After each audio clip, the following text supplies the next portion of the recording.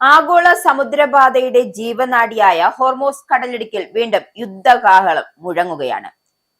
തീരത്ത് ഫുജറയിൽ നിന്നും വെറും 70 കിലോമീറ്റർ അകലെ നങ്കൂരമിട്ടിരുന്ന ഒരു കപ്പൽ അജ്ഞാതർ പിടിച്ചെടുത്തത് ഇറാന്റെ സമുദ്ര സീമയിലേക്ക് നയിക്കുന്നു എന്ന വാർത്ത പുറത്തു വരുമ്പോൾ അത് വെറും ഒരു കടൽ കൊള്ളയല്ല, മറിച്ച് ലോകത്തിലെ ഏറ്റവും വലിയ സൈനിക ശക്തികൾ നേരെ ഇറാൻ നടത്തുന്ന തന്ത്രപരമായ ചെക്ക്മേറ്റാണത്.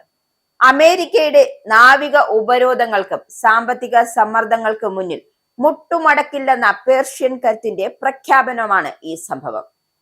ഫെബ്രുവരി 28 മുതൽ മേഖലയിൽ നിലനിൽക്കുന്ന കടുത്ത സംഘർഷങ്ങളുടെ തുടർച്ച കൂടിയാണ്. അതായത് അമേരിക്കയും ഇസ്രായേലും ഉയർത്തുന്ന വെല്ലുവിളികളെ നേരിടാൻ ഹോർമോസ് കടലിടുക്കിന്റെ കടിഞ്ഞാൻ കയ്യിലെടുക്കുക എന്നതല്ലാതെ ഇറാന്റെ മുന്നിൽ മറ്റു വഴികളില്ല. ലോകത്തെ എണ്ണവാതക വ്യാപാരത്തിന്റെ 1/5 കടന്നുപോകുന്ന ഈ ഇടുങ്ങിയ പാതയിൽ ഇറാന്റെ ഓരോ നീക്കവും ലോക വിപണിയെ വിറപ്പിക്കാൻ കഴിവുള്ളതാണ്. പാകിസ്ഥാന്റെ മധ്യസ്ഥതയിൽ രൂപപ്പെട്ട വെടിനിർത്തൽ കരാറുകൾ നിലനിൽക്കെ തന്നെ അമേരിക്കൻ നാവികസേന ഇറാന്റെ കപ്പലുകളെ ലക്ഷ്യം വെക്കുന്നത് തുടരുന്നതിനാൽ ഇറാൻ ഇത്തരമൊരു പ്രത്യാക്രമണ ശൈലി സ്വീകരിക്കുന്നത്. ഇത് തങ്ങളുടെ കടൽ അതിരുകൾ സംരക്ഷിക്കാനുള്ള ഇറാന്റെ ധീരമായ പോരാട്ടമാണ്. ദക്ഷിണ കൊറിയൻ കപ്പലിന് നേരെയുണ്ടായ ആക്രമണവും ഖത്തറിന്റെ ഫൈറ്റർ തകർക്കപ്പെട്ടതും ഇതിനോട് കൂട്ടി വായിക്കേണ്ടതുണ്ട്. മേഖലയിൽ ഇറാന്റെ സ്വാധീനം കുറയ്ക്കാൻ ശ്രമിക്കുന്ന ശക്തികൾക്ക് ഹോർമോസ് എന്ന ചോക്ക് പോയിന്റ് വഴി ഇറാൻ നൽകുന്ന താക്കീതാണിത്. നിങ്ങൾ ഞങ്ങളെ ഉപരോധിച്ചാൽ ഞങ്ങൾ ലോകത്തിന്റെ ഊർജവാതിലുകൾ അങ്ങടയ്ക്കും. ഇത് വ്യക്തമായി ഇറാൻ പറഞ്ഞു തരുന്നുണ്ട്.